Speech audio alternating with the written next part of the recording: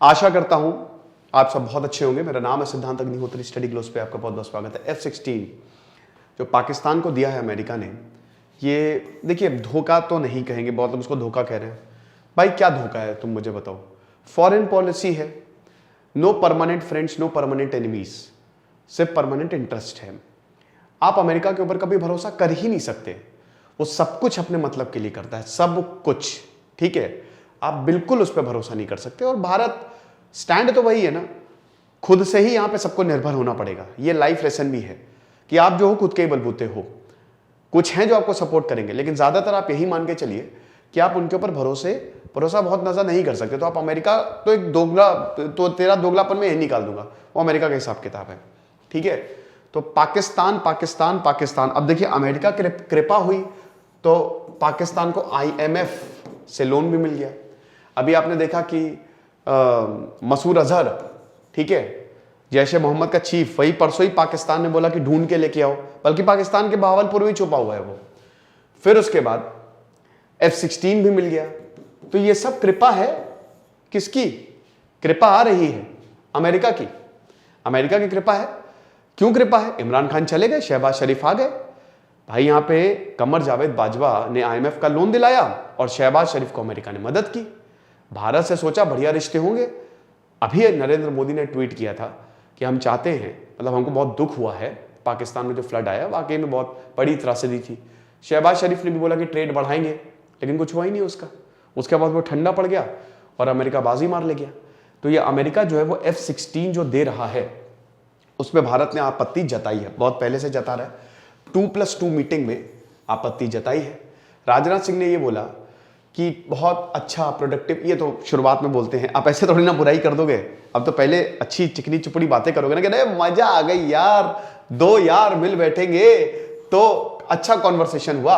यहां पे जो सेक्रेटरी ऑफ डिफेंस थे मिस्टर लॉयड ऑस्टिन, और हमने काफी कन्वर्जेंस कार्ड पे स्ट्रेटेजिक इंटरेस्ट की बात की, डिफेंस एंड सिक्योरिटी की बात की, और हमने टेक्नोलॉजिकल और इंडस्ट्रियल कोलैबोरेशन की बात की, इमरजेंस एंड क्रिटिकल टेक्नोलॉजीज की बात की, इन सब चीजों की हमने बात की। और हमने आखिरी में इन्होंने चिपका दिया कि F-16 की बात की, जो पाकिस्तान को ये दिए जा रहे हैं, और ये सही नहीं है। भारत ने इसको लेके चिंता जताई है, तो हम इस तरीके के डायलॉग को कंटिन्यू करेंगे, ये साफ साफ बोला है। लेकिन कोई बहुत बड़ी, अमेरिका को कोई खास फर्क नहीं पड़ा है। अमेरिका ने देखो भैया सीधे साफ बोल दिया है कि तुम रशिया के पास गए थे। ये सब फॉरेन पॉलिसी का पार्ट होता है, हमको किसी के भी गुस्साना नहीं चाहिए, ठीक है। रशिया यूक्रेन वॉर में भी देखिए इसमें यही है कि you can not have friends in all the camps. ये कभी कभी आपको भारी पड़ जाता है। और यहां पे एक अच्छी बात यह कि इसीलिए ये चीज हमने समझी और हम सब खुद से ही बनाए तो ज्यादा बेटर है।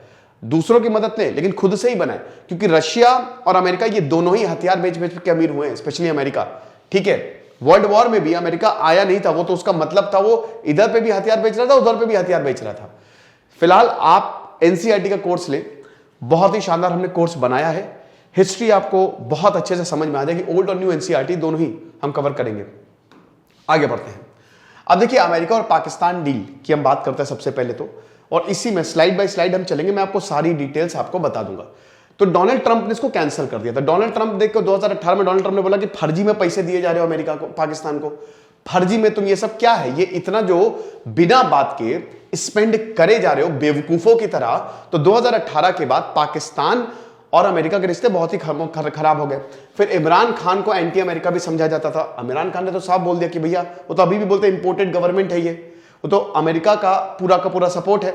इमरान खान भैया एंटी चाइना भी थे, बहुत सारे चाइना के प्रोजेक्ट उन्होंने हटवा दिए। साथ ही साथ अमेरिका चाह रहा था कि पाकिस्तान का एयर स्पेस वो इस्तेमाल कर ले, तो इमरान खान ने मना कर दिया था कि नहीं कर। तो इसीलिए फूटी आंख नहीं सुहाते थे वो अमेरिका को।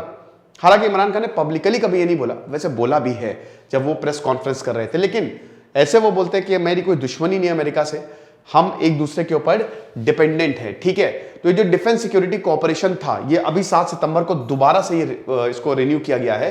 इसमें $400 मिलियन का पैकेज है, और इसमें टोटल 7 प्रपोजल्स हैं, जो लॉकहीड मार्टिन सबसे बड़ी हथियार बनाने वाली वहां की जो कंपनी है, ठीक है। तो आप देख सकते हो कि एयरफोर्स को दिए 3,500 करोड़। अब यहां पे बोला तो जा रहा है कि भारत की पीठ में छुरा भोंका है, तिजोरी यहां पे खोल दी है, लेकिन it's all part of the foreign policy. कोई छुरा नहीं भोंका भाई, अमेरिका ऐसे ही आपको तैयार रहना पड़ेगा। आपको लगता है अमेरिका को बहुत अच्छा दोस्त है, वो कब बाजी मार जाए, कब पलट जाए, आपको नहीं पता है, ठीक है ना। तो ये चीज है। अब देख सकते हैं सॉफ्टवेयर मॉडिफिकेशन होगा इसमें, support, equipment support, manual precision measurement. हालांकि ये भी बोला है कि हम देखिए कोई नया वेपन्स या एम्यूनिशंस नहीं दे रहे हैं, ठीक है, लेकिन ये हमारी फॉरेन पॉलिसी का पार्ट है और ये अमेरिका जो है वो पाकिस्तान के साथ अच्छे से पार्टनरशिप करेगा और हम काउंटर टेररिज्म, आतंकियों को मैनेज कर सके, उसके लिए हमको पाकिस्तान का साथ चाहिए। देखिए एक चीज तो आप समझिए कि पाकिस्तान जो है, जैसे श्रीलंका में हुआ, आपने देखा कि दुनिया ने पाकिस्तान को कभी डूबने नहीं दिया, क्योंकि पाकिस्तान का ये रहता ना कि उसके पास एक लेवरेज है, आतंकवादी। हम तो डूबेंगे सनम, तुमको भी ले डूबेंगे। वो कहता है आओ कर लो, फिर उसके बाद फिर फटफटाएंगे, सारे आतंकी फटेंगे, तुम्हारे घर जाएंगे, तुमको मारेंगे। तो इसीलिए ये लेवरेज की तरह पाकिस्तान कई बार यूज करता है। इसीलिए यहां पे देश जो है, वर्ल्ड बैंक, आप देख सकते हैं कि 26/11 भाई कहां मिला ओसामा बिन लादेन? पाकिस्तान में, ठीक है। सब कुछ होने के बावजूद अमेरिका जो है वो पाकिस्तान की मदद करता है। ये F-16 बहुत ही भाई देखिए काफी जबरदस्त एयरक्राफ्ट। अगर F-16 की बात करें, विंग कमांडर अभिनंदन, सोचिए MiG-21, राहुल भोसले बताते हैं, जो ब्रिगेडियर है रिटायर्ड, कि हमको अपनी एयरफोर्स को अच्छा करना पड़ेगा।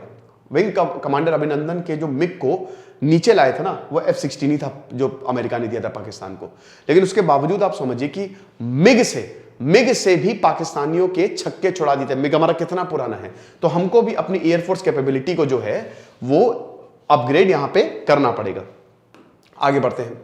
अब देखिए ये क्यों है डील। देखिए सबसे पहले तो यहां पे पहला रीजन है जो न्यू गवर्नमेंट है, जो नई सरकार है वो प्रो अमेरिका है। शहबाज शरीफ प्रो अमेरिका है, कमर जावेद बाजवा और इमरान खान में अमेरिका को लेके ही दिक्कत हुई थी। कमर जावेद बाजवा जब इमरान खान गए थे रशिया और बोले क्या बढ़िया नजारा है यहां पे आने के लिए, तभी यहां पे उन्होंने बोला था, कमर जावेद बाजवा ने इस पे आपत्ति जताई थी कि आप रशिया क्यों जा रहे हो भाई, रशिया जाओगे तो एंटी अमेरिका आप चले जाओगे।